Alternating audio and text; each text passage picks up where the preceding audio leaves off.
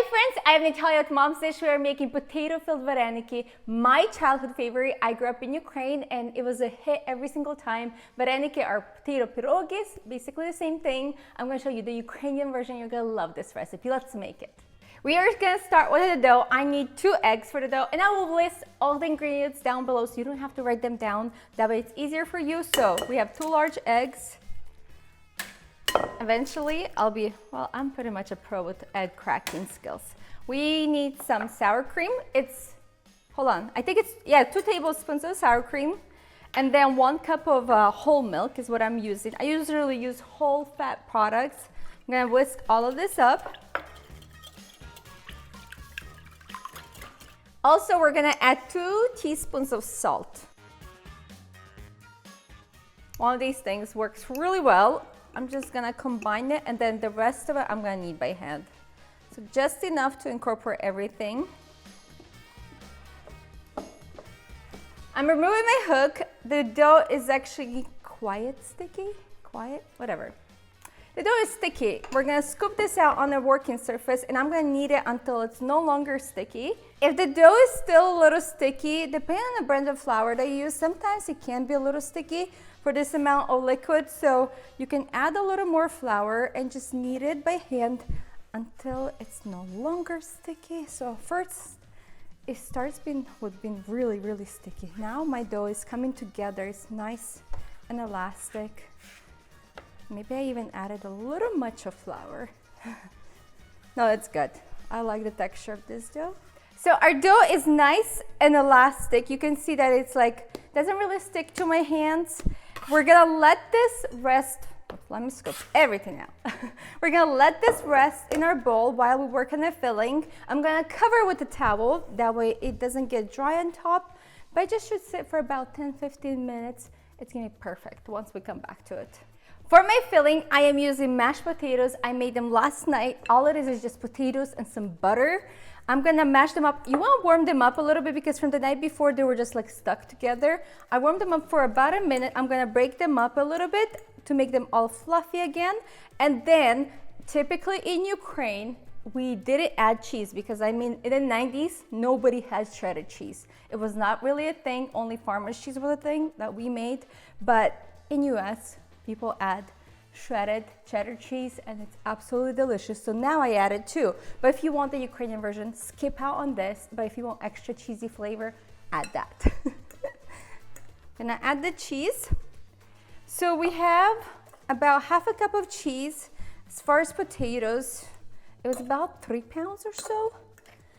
2.5 pounds or 3. About that much. We're gonna link everything as far as ingredients down below. That way you have them on hand. I think it's pretty well mixed. And we're about to shape some potato vareniki. Хвилинку, будь ласка. Одну хвилинку. Hey, I should just speak Ukrainian right now. Да, одну хвилинку, будь ласка. Okay, we are gonna just start making them. I have some flour just for my working surface. I'm gonna flour it. Put it generously. You don't want the dough to stick, and I just have it on hand right in front of me. We're gonna get a little bit of dough that's been sitting, and you guys will see how elastic it is. It's a little sticky, but I like it a little sticky. Let me cover this, and then look, it just stretches. It's so perfect. Let's roll this out. And you want the dough to be pretty thin, but not too thin, so you can stretch it out a little bit. I am using this biscuit cutter to cut them out. Hold on, what size is this? I can't even see the size. This big. About this big? Is this? Cameraman, how big is this? 2.5 inches? I'd say 2.5 inches, yes. It really is up to your preference. You can make them quite large. When my grandma made them in Ukraine, because we lived in a village, she had a whole farm to take care of. She had no time, so she would make them giant. I remember grandma's vareniki were this big. They were so huge. You eat one and you're done. Okay, cutting them out. So we're gonna cut out pieces like this. And I typically will cut out a bunch of them and just shape them all at once. So we're just doing cutouts. And if you make this dough and you want to make sweet vareniki, so for example, if you want to make savory ones with potatoes and then you also want to make blueberry ones, which we do have a YouTube, do we have a YouTube? No, we have farmer's cheese vareniki video for in our YouTube channel somewhere. We'll link to it. But if you do want to make the sweet ones, either with blueberry or farmer's cheese, don't add a lot of salt to your dough. You don't want the dough to be too salty. You can add saltiness to your potato filling or whatever you want to add it, but not to the dough specifically. But all of mine today are gonna be savory because we have a stash of the sweet ones in the freezer at all times. You know what's funny? My mom used a glass cup. I remember that growing up. For some reason, they just knew how to utilize things. So that's what they use, a glass cup. Maybe that's not the safest thing to do, but it worked. To shape them, there's a few first ones that I kind of test out how much filling I want to add. I am using a teaspoon for my filling, and they stretch out quite a bit. The dough stretches out quite a bit, so I'm going to stretch it out. And then place the filling in the center. And then probably the easiest vareniki to make are the ones with potato because the filling is pretty like stiff. So like it's easy to hold it in and it's easy to hold the shape. I will need to have flour close by so I can dip my fingers in and just pinch all around. That's it. Let's go. Have 500 more to go.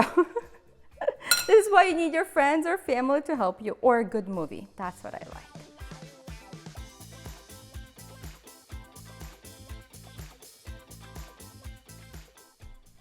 Ta-da! Cameraman is here. We're gonna put him to good use. Cool. All right. So my hands are clean. Okay, so can I make one? Yes. It's almost the same size. You stretch it out a little bit. Oh, you do? Okay, I was Just gonna a say little bit. It looks a bit small.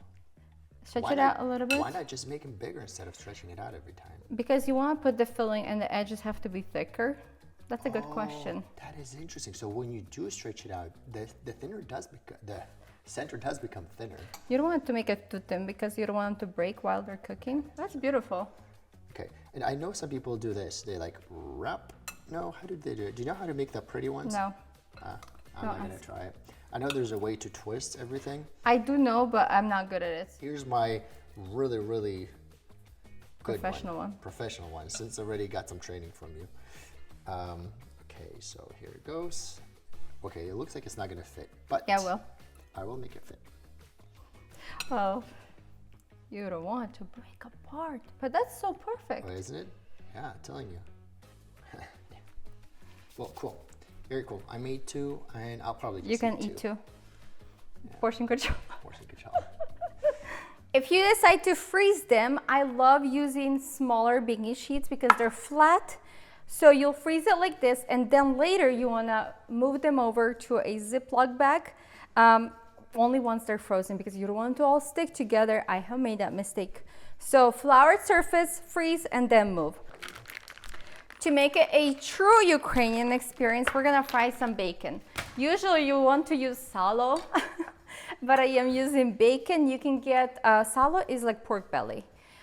So I'm gonna pre-slice this into small little pieces. We're gonna make like bacon bits to go on top of the vareniki. So I'm gonna slice it up. Grew up eating salo and still love it. So a lot of Ukrainian dishes are centered around salo, or like salo is like almost like a side dish to it. So there's songs around salo too. There's songs that are around We live in salo. Salo. Potatoes, you're probably going to throw in some salo into it. Yes, you add salo to soups. I'm looking that way because my cameraman is there. Another thing I'm adding to this recipe, I'm gonna pre-slice onion. I'm gonna do half an onion right now, but I would probably need a whole onion if we were making all of the vareniki at this point, but I'm just making half of them or so. Just gonna cut them into little dice pieces, very small. You want the flavor. You don't want big chunks of onion. You can skip this step, but I highly recommend doing this because it just makes all the difference.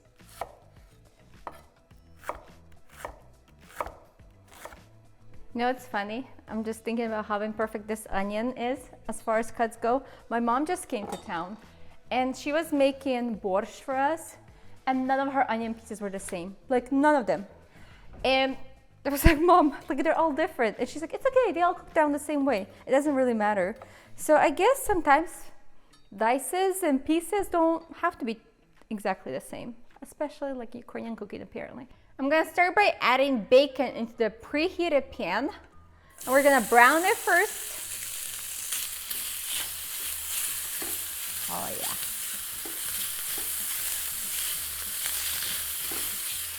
Once our bacon crisps are slightly crispy, I am adding the onions to the mix and we're gonna cook it until it's nice and softened, lightly golden, kind of translucent. That's probably the proper way. We're not getting rid of any of the fat from the pan. We will need this for the vareniki. Our onions have a beautiful golden color. The bacon is nice and crispy. We're gonna set this aside while we cook our vareniki. To cook our vareniki, we need water to be at high boil. You don't wanna overcrowd the pan. I'm gonna add some while the water is boiling and keep it on high heat. Like I said before in some of our other videos, this thing is not very strong, so the temperature kind of drops. But on my gas cooktop, things go pretty quick. So I'm just gonna add them in, and they're basically ready when they float to the top. That's like the easiest way to know. I would say, depending on your cooktop or like whatever you're using, it would just really depend on the cooking time. 5 to 10 minutes. As long as they're floating to the top, they cook for like 2-3 more minutes on top, you're good to go. You can pull them out. You wanna stir the boiling vareniki a little bit so they don't stick together, but as you can see, they're floating to the top already. I'll give it 2-3 more minutes. Okay, vareniki are fully cooked. I'm gonna scoop them out or fish them out into a serving dish. Once the vareniki are scooped out, you right away want to either butter them or add some of this bacon fat on top. You don't want them to stick together. So I'm gonna just dress it up with this bacon or salo, as we Ukrainians say. Also, I'm gonna add some green onions on top. This is from my garden. I feel like I'm just like living this garden true life. You guys, if you didn't know, I grew up in a tiny little village in Ukraine, and my mom and dad grew everything we ate. So it was like farm to table life. So this totally, just growing my green onions makes me feel like I'm back at home in Ukraine. Okay, also I wouldn't be Ukrainian if we weren't adding dill to everything. So dill goes on top as a bit of garnish, and it's all coming together. Just pumped it again. Need my husband to come here, the filmy man. We're gonna do a taste test. You guys, we kind of got carried away and forgot to do the taste test. I finished my plate. He ate his with sour cream. I am still enjoying it. Can I share what I like about it the most, and then you can share Go what for you it. like? What I love about it the most is the combination of sour cream, which is slightly colder because it's straight from the fridge, and then the hot pierogis. That whole combination is hot and cold is so cool to me. Yes, I feel like my chewing sounds will be on camera. Sorry, guys.